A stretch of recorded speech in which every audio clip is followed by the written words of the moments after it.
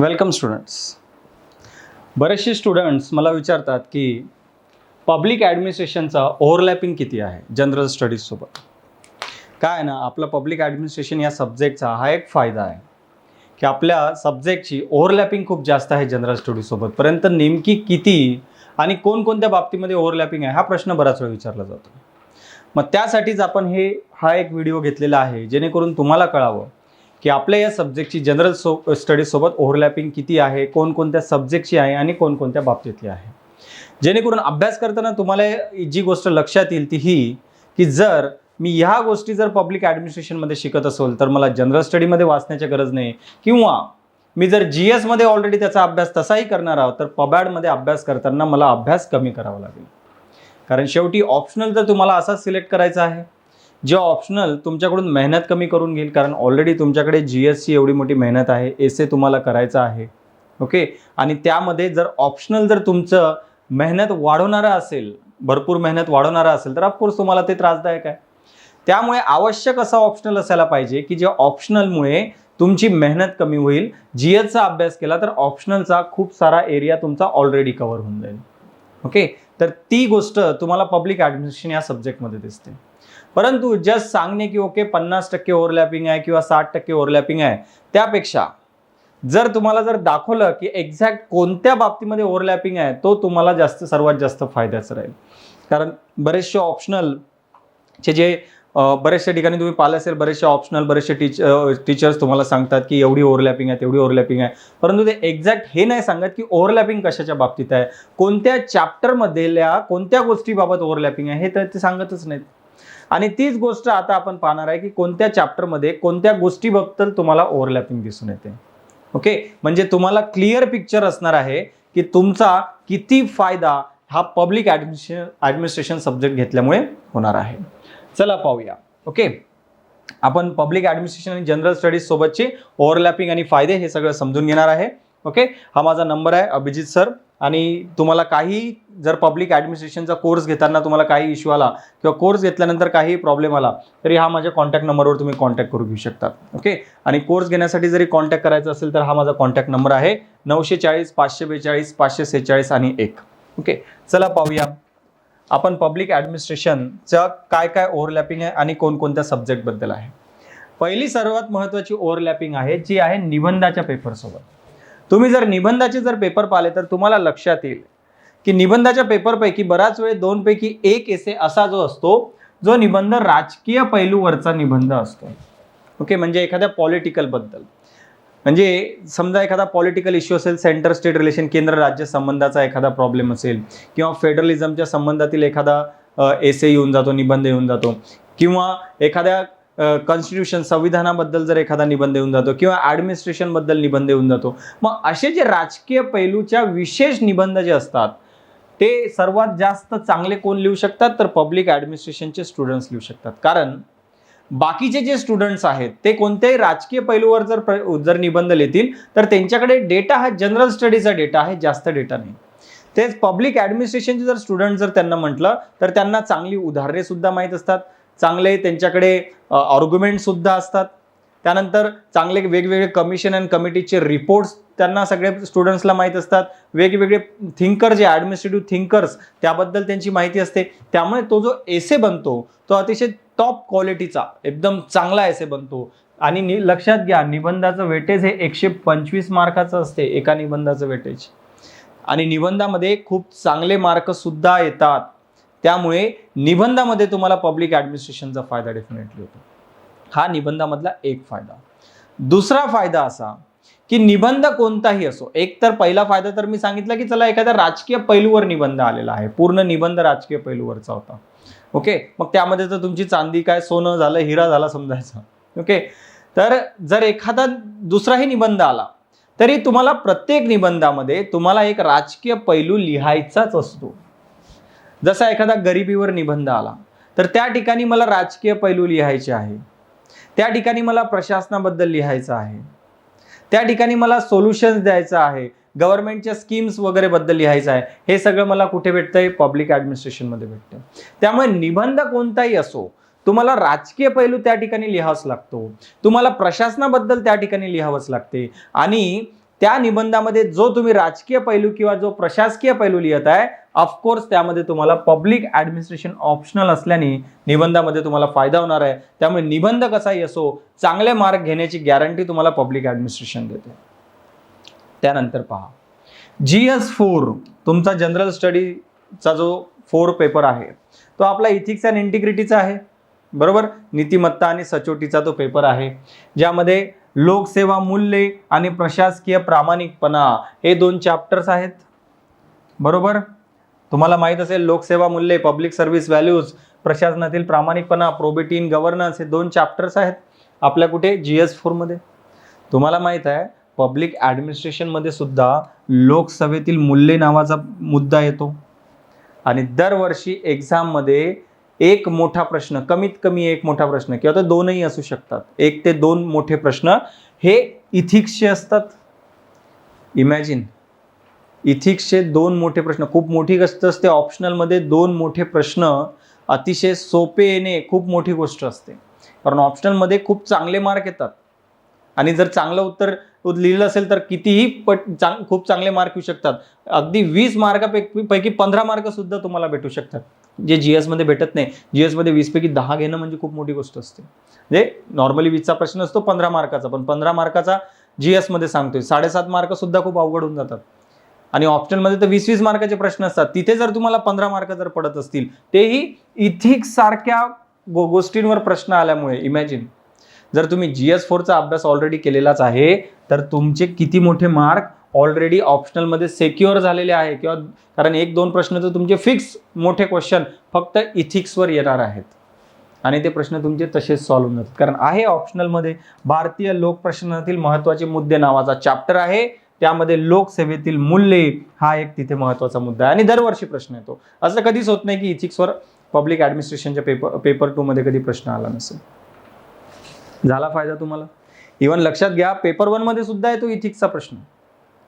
Paper 2 मध्ये तर आहेतच सिलेबसमध्ये, पेपर 1 मध्ये सुद्धा येतो, कारण शेवटी प्रशासन आहे आणि नैतिकता कोणाला नको. गव्हर्नमेंटचा सध्या फोकसच त्याच्यावर आहे, नैतिकतेवर. त्यामुळे नैतिकता खूप जास्त विचारली जाते. तो फायदा तुम्हाला या ठिकाणी होतो. हा झाला तुमचा GS4चा फायदा पब्लिक ऍडमिनिस्ट्रेशनला. त्यानंतर भारतीय अर्थव्यवस्था GS3 आहे. इंडियन इकॉनॉमी बद्दल तुम्ही अभ्यास करणारच आहे GS3 मध्ये, बरोबर. आता लक्षात घ्या पब्लिक ऍडमिनिस्ट्रेशन मध्ये 2 चॅप्टर आहेत. एक चॅप्टर आहे जो वित्तीय प्रशासनाचा चॅप्टर आहे, दुसरा चॅप्टर आहे वित्तीय व्यवस्थापनाचा चॅप्टर आहे. 2 चॅप्टर आहे, वित्तीय प्रशासन आणि वित्तीय व्यवस्थापन. आता हे जे 2 चॅप्टर्स आहेत ना, वित्तीय प्रशासन वित्तीय व्यवस्थापन, हे तुम्ही ऑलरेडी GS3 मध्ये शिकलेले आहात. मॉनिटरी पॉलिसी काय असते, फिस्कल पॉलिसी काय असते, बजेट काय असतो, ओके. त्यानंतर फिस्कल डेफिसिट काय असते, फिस्कल डेफिसिटचा परिणाम काय होतो, महागाई काय आहे, इन्फ्लेशन काय आहे, किती छोट्या छोट्या गोष्टी आहेत ह्या. या गोष्टींवर इथे प्रश्न येतात. वित्तीय प्रशासन वित्तीय व्यवस्थापन या 2 चॅप्टरमध्ये. कॅग वर प्रश्न येतो. आता कॅग वगैरे तुम्ही पॉलिटीमध्ये पण शिकलेलं आहे आणि तुम्ही इकॉनॉमीमध्ये पण, ऑडिटमध्ये पण कॅग शिकलेले आहात. या सगळ्या गोष्टींवर इथे प्रश्न येतात. झाले तुमचे पब्लिक ऍडमिनिस्ट्रेशनचे आणि दरवर्षी प्रश्न येणार. हा पेपर 1 मध्ये आहे, पेपर 2 मध्ये आहे. त्यामुळे पेपर 1 मध्ये आहेच फिक्स प्रश्न, 2 प्रश्न वित्तीय प्रशासनावर. पेपर 2 मध्ये 2 प्रश्न फिक्स आहे वित्तीय व्यवस्थापनावर. आरामात झाले की नाही तुमचे, किती मोठे मार्क झाले तुम्ही फक्त GS3च्या नॉलेजवर, ओके. तुमचा पब्लिक ऍडमिनिस्ट्रेशनचे इथून सुद्धा तुम्ही मार्क काढलेत. त्यानंतर GS2 जर तुम्ही घेतला तर GS2 मध्ये आपल्याला प्रशासन आहे, पूर्ण गव्हर्नन्स आहे. पब्लिक ऍडमिनिस्ट्रेशन त्या नावातच ऍडमिनिस्ट्रेशन आहे, पूर्ण सब्जेक्टच प्रशासनाचा आहे. त्यातल्या त्यात आपला जो उत्तरदायित्व आणि नियंत्रण, अकाउंटेबिलिटी आणि कंट्रोल हा जो पेपर 1चा जो चॅप्टर आहे तो कम्प्लिटली प्रशासन आहे. त्यामुळे पब्लिक ऍडमिनिस्ट्रेशनच्या स्टुडंट्सला गव्हर्नन्सचा पार्ट GS2चा सेपरेटली एक शब्द सुद्धा वाचण्याची गरज पडत नाही, कारण ऑप्शनल पब्लिक ऍडमिनिस्ट्रेशन आहे तुमचा.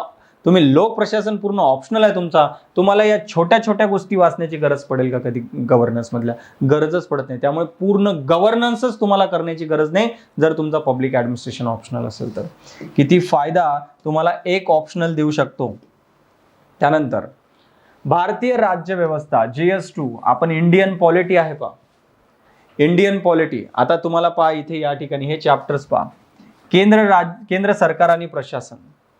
राज्य सरकार आणि प्रशासन, भारतीय प्रशासनातील महत्त्वाची मुद्दे, यामध्ये गव्हर्नन्स बद्दल बोलल्या जाते, ह्युमन राईट्स कमिशन वगैरे सगळं बोलल्या जाते, ग्रामीण विकास, नागरी स्थानिक शासन, हे सगळं आपला GS2 इंडियन पॉलिटीचा पार्ट आहे. इमॅजिन जर तुम्ही पॉलिटी जर चांगलं केलेलं असेल, हे वाचण्याची तरी गरज आहे का तुम्हाला? ओके, तुम्हाला पब्लिक ॲडमिनिस्ट्रेशनचा हा अर्धा पार्ट आहे GS2चा, वाचण्याची तरी गरज आहे का? म्हणजे अर्धा पार्ट तुमचा पेपर 2चा, ओके, पब्लिक ॲडमिनिस्ट्रेशनचा तुम्ही GS मध्येच कव्हर करून घेतलाय. GS मध्ये कोणत्या? GS2 मध्ये, एकट्या GS2 मध्ये. बाकी निबंधाचा फायदा वेगळा जो मी सांगितला, GS3चा फायदा वेगळा जो आपण बोलतो आहे तो. ओके, त्यानंतर आपत्ती व्यवस्थापन, डिझास्टर मॅनेजमेंट, GS3 मध्ये तुम्हाला आपत्ती व्यवस्थापन आहे. आता हे आपत्ती व्यवस्थापन तुम्हाला पब्लिक ॲडमिनिस्ट्रेशन ऑप्शनल मध्ये सुद्धा आहे. हा आपला चॅप्टर आहे भारतीय प्रशासनातील महत्त्वाचे मुद्दे, त्यामध्ये आपत्ती व्यवस्थापन तुम्हाला आहे. दरवर्षी एक मोठा प्रश्न हा आपत्ती व्यवस्थापनाचा असतो, डिझास्टर मॅनेजमेंटचा आहे. तो तुम्ही ऑलरेडी GS3 मध्ये डिझास्टर मॅनेजमेंट तर तसेही करत आहात, पब्लिक ॲडमिनिस्ट्रेशन मध्ये सेपरेटली तुम्हाला डिझास्टर मॅनेजमेंट करण्याची गरज नाही. लक्षात घ्या किती आपली ओव्हरलॅपिंग झालेली आहे. निबंधामधली ओव्हरलॅपिंग, जो की संपूर्ण निबंध असू शकतो किंवा निबंधातील काही राजकीय पैलू असू शकतात. GS4 मधली तुमची ओव्हरलॅपिंग, जे भारतीय प्रशासनातील महत्त्वाचे मुद्दे, लोकसभेतील मूल्ये, या गोष्टीबद्दलची तुम्हाला ओव्हरलॅपिंग GS4 मध्ये दिसून येते, इथिक्सची ओव्हरलॅपिंग. त्यानंतर GS3 केलेला असेल, वित्तीय प्रशासन आणि वित्तीय व्यवस्थापन, 2 चॅप्टर करण्याची गरज नाही, दोन्ही पेपरमध्ये तुमचे मोठे मोठे प्रश्न सॉल्व्ह झालेले आहेत. GS2 मध्ये गव्हर्नन्स काहीच करण्याची गरज नाही, टोटल सगळं पब्लिक ॲडमिनिस्ट्रेशन केलं की GS2 चे गव्हर्नन्स प्रश्न तसेच सॉल्व्ह होणार. आणि भारतीय राज्यव्यवस्था, इंडियन पॉलिटी जर केलेलं असेल तर अर्धा पेपर 2 पब्लिक ॲडमिनिस्ट्रेशनचा तुमचा तसाच सॉल्व्ह होतो.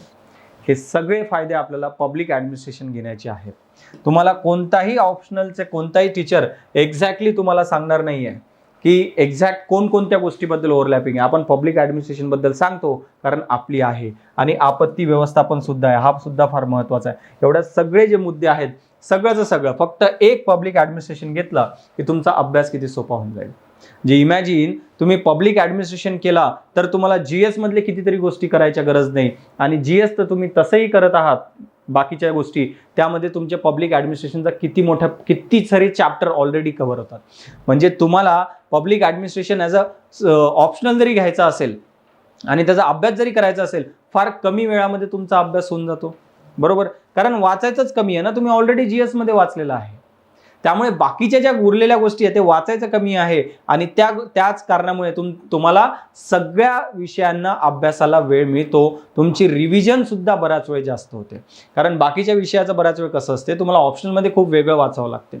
त्यामुळे ऑप्शनलमध्ये तुम्हाला ओव्हरलॅपिंग कमी असेल तर खूप जास्त मेहनत, खूप जास्त वेळ तुम्हाला द्यावा लागतो, GS कडे तुमचं दुर्लक्ष होते. तुम्हाला पब्लिक ॲडमिनिस्ट्रेशनमध्ये ते चिंता करण्याची गरज नाही. ऑप्शनल आणि GS कुठेच दुर्लक्ष करण्याची गरज नाही, कारण दोन्ही तुमचे बॅलन्स होऊन जातात ओव्हरलॅपिंग असल्यामुळे. ओके, एवढे फायदे तुमचे पब्लिक ॲडमिनिस्ट्रेशन ऑप्शनल घेण्याचे आहे. आणि आपल्याकडे ज्ञानदीप अकॅडमीमध्ये आपण पब्लिक ॲडमिनिस्ट्रेशन हा ऑप्शनल घेतो. ओके, तो ऑनलाईन आणि ऑफलाईन दोन्ही मीडियममध्ये आहे. आपली ऑफलाईनची जी बॅच आहे, येत्या 7 जुलैपासून आपली ऑफलाईनची बॅच सुरू होत आहे. तुम्ही जर पुण्यात असाल तर तुम्ही ही ऑफलाईनची बॅच घेऊ शकता. जर पुण्यामध्ये नसाल, ऑफलाईन घेणे शक्य नसेल, तर ज्ञानदीप ऑप्शनल या ॲपवर ऑलरेडी आपली पब्लिक ॲडमिनिस्ट्रेशनची बॅच आहे.